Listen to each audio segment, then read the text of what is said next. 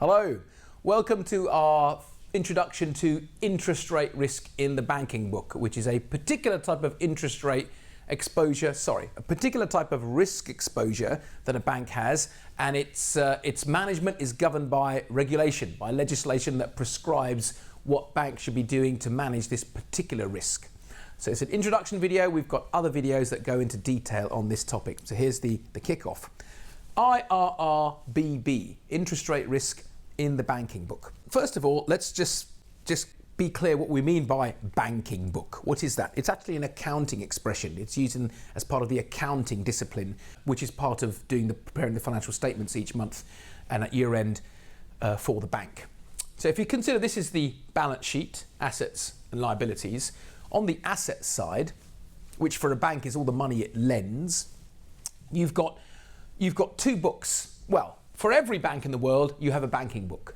What that means is when it lends money to someone, either through a customer loan or buying some other asset, the product, that asset, is recorded at its value on transaction. So historic cost is the accounting expression. Okay. By the way, I'm not an accountant. The accounting expression is historic cost. So I lend money to a customer. I lend £100 or £100 million to a customer, and that's recorded on the balance sheet in the books and records of the bank at £100 or £100 million.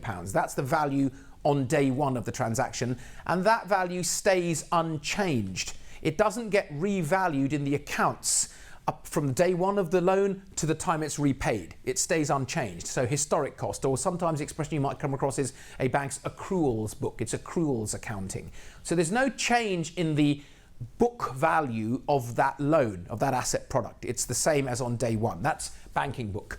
All bank customer business is banking book. Some banks, think of the large banks in the world, but also some smaller banks, not all banks, in fact it's a minority of the world's banks, but enough of them that we take an interest in them. They also have a trading book.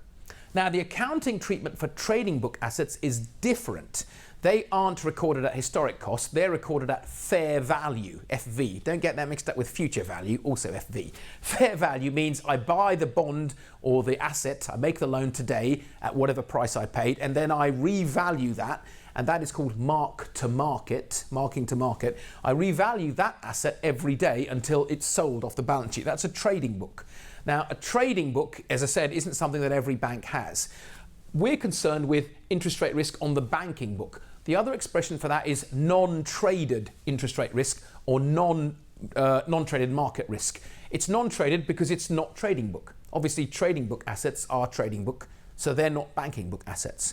We're concerned with interest rate risk on the banking book. So remember, they're not revalued every day. In fact, they're not revalued at all from inception to maturity. Does that mean they don't have any traded or non-traded risk? Well, from the accounting and regulatory perspective, they do have this risk, so we need to manage that.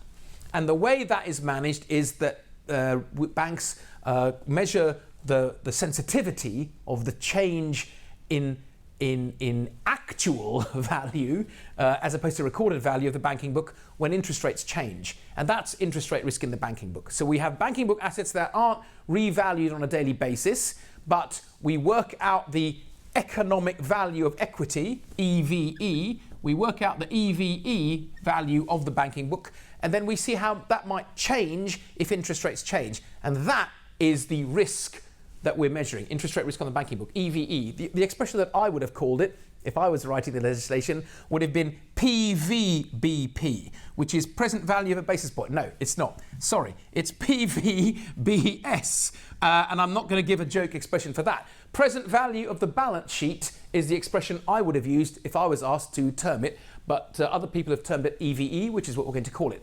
And that measures the present value of your balance sheet and how much it would change by if interest rates change. You recalculate it, and there's a separate video on EVE somewhere else on this channel. Okay, and that is interest rate risk on the banking book from one perspective. The other perspective is how much the earnings of the bank will change if interest rates change. Okay, and that is calculated using the net interest income measure and how much that would change by if interest rates change. And there's a separate video on net interest income, again, somewhere else on this channel. So IRRBB is an expression referring to how much the value of the balance sheet, the banking book part of the balance sheet would change for changes in rates, and how much the earnings of the bank would change over the next 12 months for a change in interest rates. And that's governed by some prescriptive regulation originally published as guidance from the Bank for International Settlements, the Basel Committee, and then implemented in various forms by the regulatory authorities around the world. And that prescribes how bank will manage this particular type of risk, this particular type of balance sheet risk, IRRBB. Okay, do have a look at the other videos on this topic if you're interested. Thanks for watching. See you soon.